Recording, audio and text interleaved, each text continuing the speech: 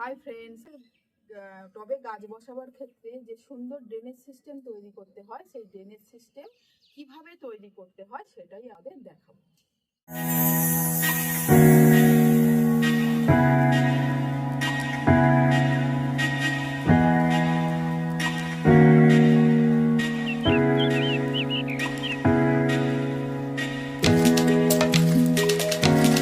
দেখুন, আমি একটা মাটির টব নিয়ে নিয়েছি, আর এটা একটা পুরনো টব, তাই এর গায়ে আমি একটু ট্রাইকোডার্মা ভিরিডি লাগিয়ে নিয়েছি।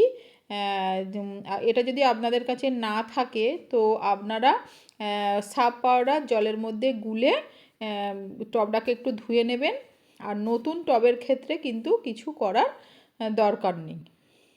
আর আপনারা যখন টব নির্বাচন করবেন তখন কিন্তু সব সময় দেখে নেবেন যাতে এই টবের সাইডে কিন্তু যাতে ফুটো থাকে, টবের সাইডে যেন ফুটো থাকে। দেখুন আমি কি করছি এখন। এই যে একটা খোলামকুচি নিয়ে নিয়েছি, দেখুন একটা মানে ঢেউ খেলানো খোলামকুচি। এই খোলামকুচিটা আমি এই যে টবের যেখানে ছিদ্রটা আছে ওখানে দিয়ে দিলাম, আর দুদিকে যে ছিদ্রটা আছে ওখানেও কিন্তু একটা করে খোলামকুচি দিয়ে দিলাম। তো দেখুন আমি এখন এই যে টনচিপ নিয়ে নিচ্ছি, আর এই তলায় আমি দিয়ে দেব।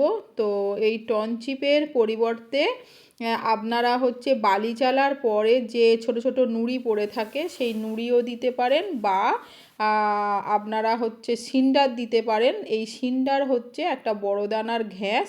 তো এটা আপনারা অনলাইন পারচেস করতে পারবেন, বা এটা কাছাকাছি কোনো নার্সারি থেকেও পেয়ে যাবেন, বা এটা আপনারা কামারশালা থেকেও পেয়ে যাবেন। তো কামারশালার ক্ষেত্রে একটু বড় বড় আকারের হয়, তো সেটা কিন্তু আপনাদের ভেঙে নিতে হবে। আর রেডিমেড এমনি কিনলে, দোকান থেকে কিনলে সেটা করতে হবে না। এই যে টনচিপটা আমি এই উল্টোনো খোলামকুচির মধ্যে ঢেলে দিলাম, সমান করে নিচ্ছি। আর নিচ্ছি এই লাল বালি, এটা হচ্ছে লাল বালি।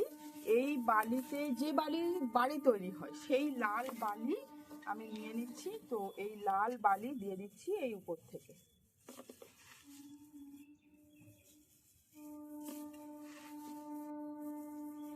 কিছুটা আমি দিয়ে দিলাম। এখন আপনারা খানিকটা জল দিয়ে দেখে নিতে পারেন যে তলা দিয়ে জলটা বেরিয়ে যাচ্ছে কিনা। তো দেখুন তৈরি হয়ে গেল আমার মানে একটা সুন্দর ড্রেনেজ সিস্টেম। তো এই বালির উপরে কিছুটা আপনারা মাটি ভরে দেবেন, আর মাটি ভরে দিয়ে যে কোনো গাছ কিন্তু বসাতে পারবেন। এর ফলে টবের জল জমবে না, কোনো রকম মানে গাছের কোনো ফাঙ্গাস লাগবে না, টবের মাটিতে জল জমবে না। বর্ষাকালে মানে যে টবের মাটিতে জল জমে যায় বা গাছের শিকড় পচে যায়, এই ধরনের প্রবলেম কিন্তু হবে না। তো আপনারা যারা পুরনো বাগানি তারা তো সবই জানেন, তারা আমাকে একটু সাপোর্ট করবেন। আর যারা নতুন বাগানি তারাও আমাকে সাপোর্ট করবেন, আর এইভাবে ড্রেনেজ সিস্টেম তৈরি করবেন। আজকে এইটুকু। আর আমার এই ছোট্ট ভিডিওটা যদি আপনাদের ভালো লেগে থাকে তো লাইক কমেন্ট শেয়ার করবেন, আর সাবস্ক্রাইব করে আমার পাশে থাকবেন। আর thank you for watching my video.